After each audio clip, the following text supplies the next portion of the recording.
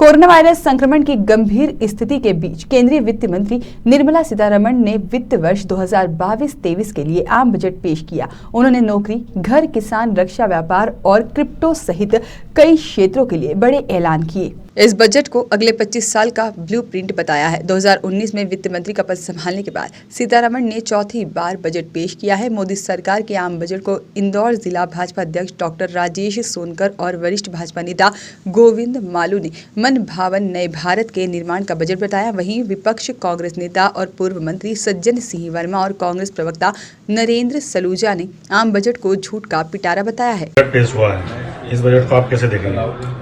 आज हमारे देश की वित्त मंत्री सम्मानित सीतारमण जी ने जो बजट पेश किया है, निश्चित रूप से माननीय प्रधानमंत्री जी के आत्मनिर्भर भारत के निर्माण के लिए यह आत्मनिर्भर बजट साबित होगा। जिस बजट में गांव, गरीब और किसान का विशेष रूप से ध्यान दिया गया है, गांवों का विकास और साथ में शहरी क्षेत्रों का भी, और हर वर्ग, युवा हो, महिला हो, बच्चे हो, सभी के विकास के लिए, और कोविड जैसी विषम परिस्थितियों में इस प्रकार का बजट देश में आर्थिक और आत्मनिर्भरता के लिए बड़ा कदम होगा, क्रांतिकारी कदम होगा। माननीय वित्त मंत्री जी ने, माननीय प्रधानमंत्री जी ने खास करके किसानों के विकास के लिए, उनकी आत्मनिर्भरता के लिए जो प्रावधान रखे हैं, 2.37 लाख करोड़ रुपए एक बहुत बड़ा, मैं समझता हूँ कि किसानों के विकास के लिए जो बजट रखा गया है, जिसमें आने वाले समय में किसान बंधु ड्रोन का भी उपयोग कर पाएंगे, किसान, हमारा जो ग्रामीण क्षेत्र है वो डिजिटल होता हुआ भी हम देखेंगे। इसके साथ साथ किसानों की आत्मनिर्भरता और आम जनता के स्वास्थ्य का भी ध्यान रखते हुए खेती को अब हम रसायन मुक्त खेती बनाने के लिए अब हम खेती को जो आगे केंद्र सरकार नरेंद्र मोदी को जितना हम लोग जानते हैं और देशवासी जानते हैं, ये झूठ का एक बड़ा पिटारा है मोदी खुद। ये 5 राज्यों के चुनाव हैं तो अभी बड़ा लोक लुभावना बजट प्रस्तुत करेंगे, लेकिन उस बजट में उन लोक लुभावने वादों के लिए कहीं प्रावधान नहीं होगा। ये उस तरह का होगा, मेरी सरकार बना दो, हर खाते में 15 लाख डालूंगा, काला धन लाऊंगा। वो एक फूफा करने वाला बाबा था, क्या नाम उसका, रामदेव, अन्ना हजारे, सारे लोग गुफा में घुस गए। तो झूठे वादे करके लोगों के मन को लुभाने की कोशिश करेंगे, लेकिन देश की जनता समझ गई है कि ये मोदी वो है जो बिहार के चुनाव में बोली लगाता था 80,000 करोड़ दूँ कि 90,000 करोड़ दूँ, और दिया कुछ नहीं। तो ये पिटारा भी खाली है, लेकिन लोग लुभावना कोशिश करेंगे कि बजट दें, बस ये है। 73% आरक्षण का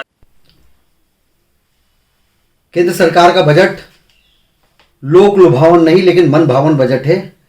रोटी, कपड़ा, मकान के साथ देश की सुरक्षा को शीर्ष पर रखा है। लोगों के स्वास्थ्य को चिंता की गई है। मेंटल हेल्थ को लेकर विशेष प्रावधान हैं। डिजिटल बैंकिंग को लेकर प्रावधान हैं। गांव-गांव तक ऑप्टिकल फाइबर बिछाकर और किस तरह से डिजिटाइजेशन को गति देने के लिए सरकार ने जो काम किया है। इसके अलावा इंफ्रास्ट्रक्चर डेवलपमेंट के लिए 7.5 लाख करोड़ का जो बजट है, वो कैपिटल एक्सपेंडिचर का बड़ा एक प्रतिमान रहेगा। 400 नई ट्रेनें, लॉजिस्टिक पार्क्स और कार्गो टर्मिनल आदि की घोषणाओं से ये बजट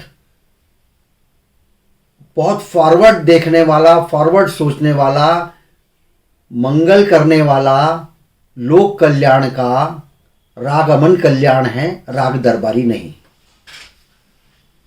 सर, केंद्र सरकार का बजट पेश हुआ है, कांग्रेस किस तरह से देख रही है? केंद्र सरकार का आज बजट जो पेश हुआ है पूरी तरह से निराशाजनक रहा है। जनता के साथ छलावा साबित हुआ है। जनता को बड़ी उम्मीद थी इस बजट से। जनता को उम्मीद थी कि महंगाई से राहत को लेकर कोई निर्णय होंगे, रोजगार को लेकर कोई निर्णय होंगे, किसानों को लेकर कोई ऐतिहासिक निर्णय होंगे, लेकिन पूरी तरह से छलावा साबित हुआ है।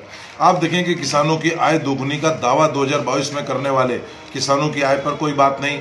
किसान 3 कृषि कानून रद्द होने के बाद एमएसपी पे गारंटी की बात कर रहे हैं, तो अभी भी कह रहे हैं एमएसपी पे खरीद करेंगे, गारंटी की कोई बात नहीं। प्रतिवर्ष 2 करोड़ रोजगार देने का वर्षों से दावा कर रहे हैं। अभी फिर नया झूठा सपना दिखा दिया कि 60 लाख नई नौकरियां सृजित करेंगे।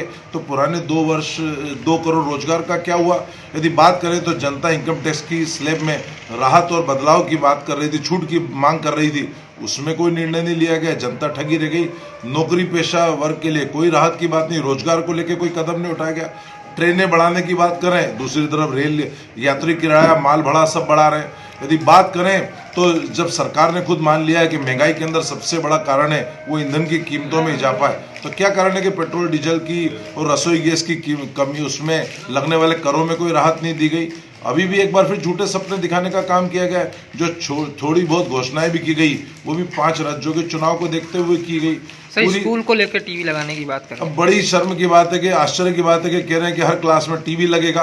अरे स्कूलों में लाइट नहीं, बिजली नहीं, शौचालय नहीं, पानी नहीं, खेल मैदान नहीं, भवन नहीं, तो आप टीवी के सपने दिखा रहे हैं। अरे पहले स्कूल भवन तो बना दें, वहाँ बिजली तो उपलब्ध करा दें, फिर टीवी के सपने दिखाना।